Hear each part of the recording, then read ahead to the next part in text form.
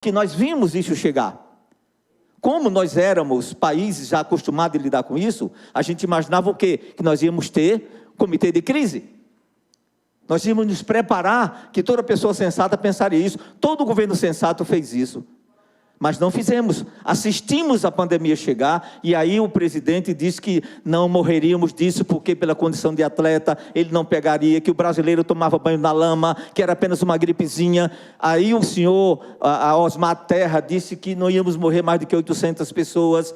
Aquela coisa do negacionismo começou ali. E as mortes começaram a aparecer no Brasil. E nenhum trabalho de contenção apareceu. Nós não vimos nada chegar vindo do governo. Pelo contrário, nós vimos medidas que foram de encontro ao que preconizava a Organização Mundial da Saúde, que eram, nos estudos que fizeram, que um grande erro também, aí eu aconselho alguém procurar um artigo chamado Autópsias de Bérgamo, no qual muitos infectologistas, inclusive do Brasil, viram que um dos grandes erros, porque eles não conheciam a pandemia na Europa, na Itália especificamente, foi a intubação emergente.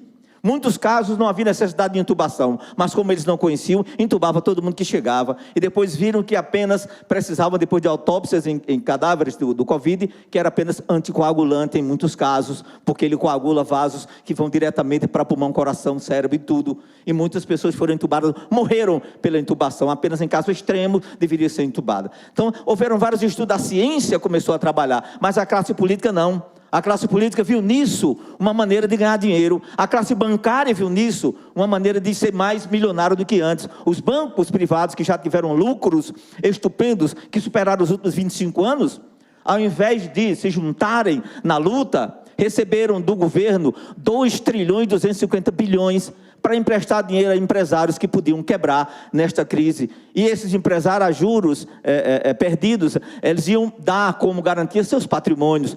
Então, ao invés de fazer como fizeram em todos os países do mundo, empréstimo de guerra, o que houve na Europa, o que houve na Inglaterra, na Itália, na Alemanha, até mesmo nos Estados Unidos, o chamado empréstimo de guerra. Aqui, aquele dinheiro que deveria vir para o combate foi para banco privado. E aí está faltando agora no combate à pandemia, porque aquele dinheiro era para o empréstimo de guerra também das reservas cambiais, que viriam para o mercantil, o empregador de pequenos negócios, que tinha que sobreviver. As reservas cambiais existem nos países afora para esse tipo de caso. Quando houver uma tragédia natural, física, uma pandemia, o país tem essa reserva de contenção para que você haja e atue nisso. Em vários países da Europa, você não pagou, não é suspender não, é não pagar. O Estado que se propôs a assumir aquilo ali, o seu aluguel, água e luz, durante a pandemia. E o auxílio emergencial, o nosso é um dos menores do mundo, né? Todos os auxílios são acima de $1.000.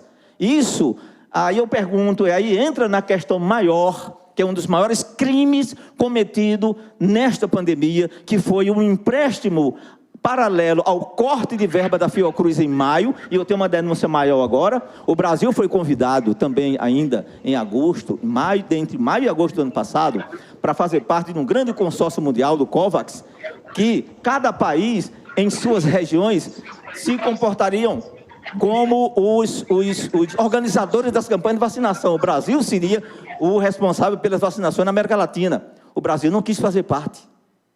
Em agosto do ano passado, 70 milhões de doses foram oferecidas pela Pfizer ao governo. Ele não quis. Também em agosto do ano passado, os insumos para combater, para ajudar no processo de intubação foram oferecidos. O governo não quis. Então nós tivemos o quê? O negacionismo, certo? A falta de ação na pandemia, um empréstimo a bancos privados de 2 trilhões e 250 bilhões, que só os 250 bilhões já dava para trabalhar na pandemia. Um auxílio emergencial pífio, inferior a todos. Esse empréstimo de guerra que teve em todos os países não aconteceu. A gente vê agora o Brasil ser o terror do mundo, o perigo, com a morte superando, já chegando aos 300 mil, quase 3 mil por dia, né? E parece que pela lógica aí deve superar os 500 mil. Então, todos, inclusive as pessoas de banco, as pessoas que também se beneficiaram com isso, são cúmplices dessa tragédia, devem ser acionados. Isso, outra coisa, professor, para encerrar, isso tem que ser registrado. A crise de Manaus tem que ser registrada, a falta de oxigênio em Manaus tem que ficar no registro. Sabe por que Nuremberg existe? por causa das fotos dos crimes dos nazistas. Nós não estamos vendo aqui um genocídio, não. Nós estamos vendo um crime lesa à humanidade. Genocídio é quando você vai direcionando o seu crime a etnias. Ouvemos direcionado aos índios, teve, inclusive está na Corte Criminal de Haia. Mas o que a gente está vendo agora é um crime de lesa à humanidade pela inércia e a falta de atendimento, como deveria todo estadista, todo líder ter feito.